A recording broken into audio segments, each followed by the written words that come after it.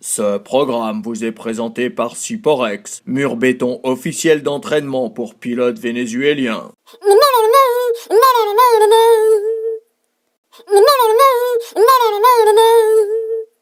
Chers amis qui vous éclairez encore à la bougie, bonjour. Nous voici réunis pour ce 14e numéro de Faux Départ, consacré aujourd'hui au nocturne Grand Prix de Singapour. Bonjour mon cher Jacques. Bonjour, ou plutôt bonsoir si on se place du point de vue du Grand Prix qui pour une fois s'est couru la nuit. Exact. Qu'avez-vous pensé de cette course? C'était long, franchement on aurait dit que ça avait duré 2 heures. Eh ben, parce que justement, ça a duré 2 heures. Ah bah c'est pour ça alors, c'était long. Et en plus on ne reconnaissait absolument pas le circuit. Mais quel circuit? Bah Monaco. Mais c'était pas du tout Monaco, c'était Singapour. Ah bon, bah je pouvais toujours chercher Sainte-Dévote alors. Ah bah oui, là au pire vous pouviez trouver Singapour. Bien, alors un Grand Prix dont le premier fait marquant aura été la panne de volant de Rosberg sur la grille de départ, obligeant l'Allemand à partir des stands dans un premier temps, puis à abandonner. Oui, d'ailleurs on a les images du volant lors des différents essais de Nico avec son ingénieur. Vas-y, essaye de passer la première. Vas-y, appuie sur l'embrayage. Essaie de réinitialiser. Oui, je suis sûr que tout cela n'a aucun rapport avec le fait qu'on aurait aperçu Roscoe, le chien de Lewis, avec des bouts de fil électriques coincés entre les dents. Autre abandon très tôt dans la course, c'est le pauvre Kobayashi qui a stoppé sa Caterham quelques mètres après le départ. Au prorata quoi. Mais au prorata de quoi? Bah vous savez que le volant de la Caterham est payant. Koban avait trouvé que 122,50 €. Il a fait 122 mètres et demi, c'était contractuel. Ah bah rien à dire donc. Par contre, il y aurait déjà plus de choses à redire concernant les investigations et les pénalités tombées un peu aléatoirement ce week-end. Petit rappel des faits en compagnie du commissaire pilote singapourien Alan Jones.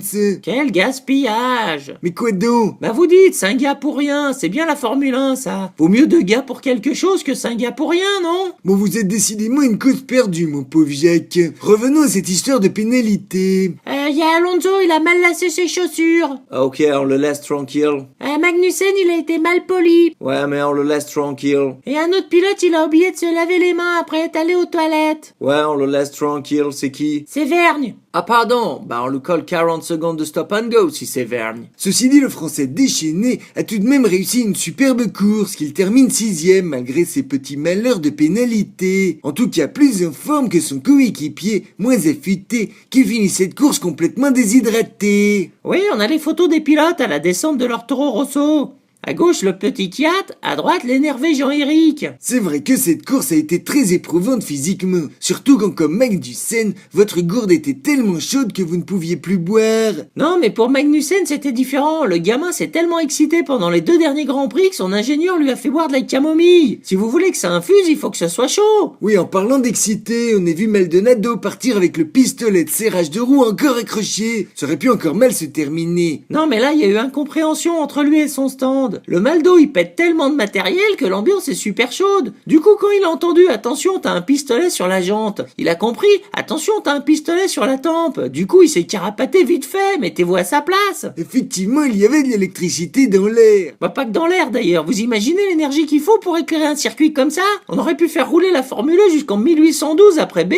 C'est-à-dire 1812 après BE, après JC, vous voulez dire? Non, non, en Formule 1, maintenant, il faut compter les années depuis la naissance de Bernie. C'est plus le calendrier grégorien, mais c'est le calendrier dollardien. Là, on est en l'an 83, par exemple. Ah bon, mais dans un mois, on passe en 84 alors. Bah ouais, c'est ça. On en apprend tous les jours. Bien, concluons en précisant tout de même que c'est Lewis Hamilton qui, très en forme sur ce circuit et profitant des malheurs de son coéquipier, remporte ce Grand Prix de Singapour devant un Vettel qui pour une fois est resté devant Ricciardo. Il est temps de nous dire au revoir. On se retrouve dans 15 jours au Japon. Vous partez directement, Jacques? Oui, je pars plus tôt, je vais voir des combats de sumo. D'ailleurs, vous savez pourquoi Lotus est fan des sumo? Parce que ce sont de grosses personnes. Bah oui, et alors? Ah pardon, parce que ce sont de gros gens.